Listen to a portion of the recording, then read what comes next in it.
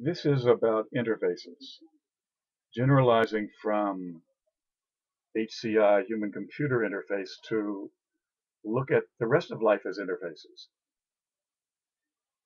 And in other ones of these videos, I've already talked about how there are 5 cognitive interfaces that my whole career, 45 years ago, I changed those 5 cognitive interfaces, and all my career is based on that. And then I also have 5 social interfaces, and that was after undergraduate school. But I changed those, and then a good part of my career was based on those 5 social interfaces being replaced too. Um, we have lots of social interfaces. All that we do every day occurs through social interfaces. Um, what's the effect of social interfaces we have now? Social interfaces have to do with venues and the kinds of togetherness and who they bring together and what goes on in them. And it has to do with processes or interfaces. What people do when they go to a venue. What do they do in the middle of being at the venue? What do they do when they leave the venue?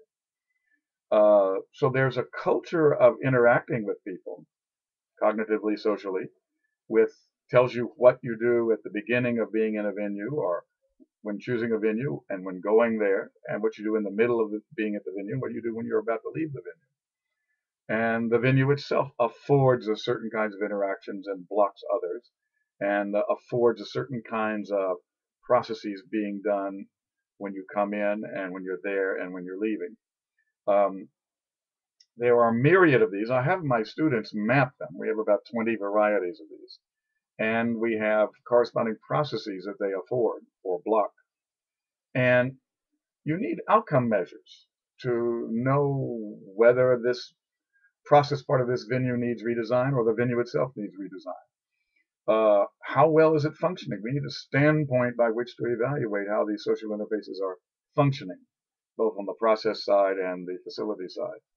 Um, and one of those is what's called social indexing level. How many of the interests, needs, and capabilities of people are people knowing and acting on in a group? And it's in corporations, it's an average of 3%. In Boy Scout troops, it's an average of 7%. And in high performing teams, it's an average of above 22%. Now, um, from that perspective, we can measure whether interfaces in the process or the facility dimension are improving, making social indexing levels higher or lower. Uh, this then allows us to lead by setting up interfaces. And the most powerful leaders we have in the world, and we don't have a lot of powerful leaders in the world, but they did that via interface establishment. And if you read why Lyndon Baines Johnson was such a terrible president and such a wonderful, powerful political leader at the same time, from that wonderful biography, volume 2 of which was recently released, the interesting thing about he made the Senate creative and a leadership organization within days of taking over from Kennedy as president, and tackled impossible pieces of legislation and got them well crafted and released by a Senate that before him and after him did very little. And he set up social interfaces with that organization that got that done. And it's really interesting. These are social interfaces we can set up in Google. These are social interfaces Apple products can set up with their people who buy them if you design for that. So knowing how to lead via interface establishment is one of the most powerful ways. It's like publishing power for your life, where something you publish is out there in the thousands, affecting other people's lives. Other people are interacting with it even after you die. It projects you-ness in a permanent way that the future of history can interact and benefit from. Similarly, leading by setting up social interfaces changes people's lives as they interact in and around through those interfaces in ways they've never had before and don't have defenses against, powerful ways, without you having to be there at the time. You can restructure the interfaces in a group and tilt the directions in which they evolve and what their interactions afford. And then uh, you can make your leaderships something that turns people into creators. and turns groups into creative groups by a further kind of clever tweaking of these social interfaces by which they come in contact.